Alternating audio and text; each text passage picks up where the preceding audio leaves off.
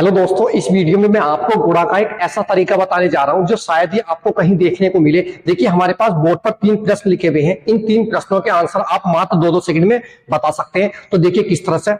देखिए, हमारे पास सबसे पहले हम क्या देखते हैं इसमें, हमारे पास पहली संख्या का इकाईकांक कितना, हमारे पास 1 है। इसी तरह से दूसरी संख्या जो उसका इकाईकांक कितना, हमारे पास 9 है। इनकी आपस में हम क्या करेंगे, गुणा करेंगे दोनों की। जब 9 की और 1 की आपने गुणा करी, कितना है आपका 9 का 9। लेकिन आपको क्या लिखना, 0 लिखना है, यानी कि डबल डिजिट में आपको नंबर लिखना 0 इसके बाद में देखिए हमारे पास यहां भी 4 है, यहां भी 4 है। तो हम क्या करेंगे, 4 से अगली संख्या जो भी होगी हमारे पास उसकी गुणा करके यहां लिख देंगे। यानी कि 4 से अगली संख्या क्या होगी आपकी 5। तो 4 की और 5 की गुणा कितनी होगी, 4 पंजे 20। तो ये इसका क्या आ गया आंसर। इसी तरह से दूसरा प्रश्न देखिए, इसमें हमारे पास इकाईकांक कितना 3 है, इसमें इकाईकांक कितना हमारा 7 है। इन दोनों की आपस में क्या करते हैं, हम गुणा कर लेंगे। 7 क्या कितना आएगा आपका 21। अब देखिए यहां हमारे पास 6 लिखा हुआ, 6 से अगली संख्या क्या होगी हमारे पास 7। तो 6 के और 7 की क्या करेंगे आपस में हम गुणा। 6 सत्ते कितना आएगा 42। तो ये इसका आंसर। इसी तरह से हमारे पास यहाँ कितना लिखा हुआ, इकाईकांक 9 है हमारे पास, और यहाँ इकाईकांक कितना 1 है। तो इनके आपस में हम क्या करेंगे, 9 की और 1 की गुणा। यानी कि 9 की और 1 की आपने गुणा करी, कितना है 9 का 9। यानी कि आपको लिखना क्या, 0 लिखना। इसके बाद में हमारे पास यहाँ कितना 5 है। 5 से अगली संख्या हमारे पास क्या होगी 6। 5 के और 6 की गुणा कितना आएगा आपका 6 पंजे 30।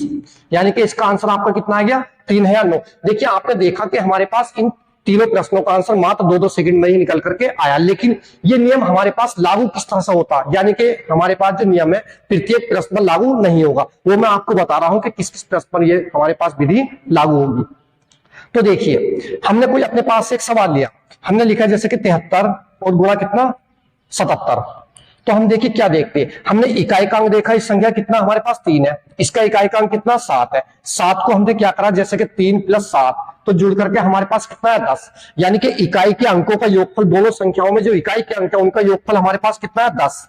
तो एक तो ये नियम है हमारे पास। अब देखिए यहां आपने देखा, यहां भी हमारे पास 7 लिखा और यहां भी 7 लिखा हुआ। यानी कि ये हमारे पास पहली संख्या क्या है, यानी कि जो दाहिने का अंक है 1 सा है हमारे पास।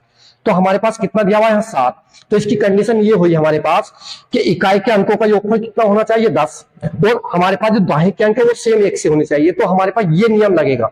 देखिए जैसे इसकी गुणा करते हैं, 7 की हमने कैसे गुणा करी, 7 क्या 21। अब देखिए यहां भी 7 है, यहां भी 7 है, इससे अगली संख्या क्या आएगी आपकी 8। तो 7 से 7 8 56।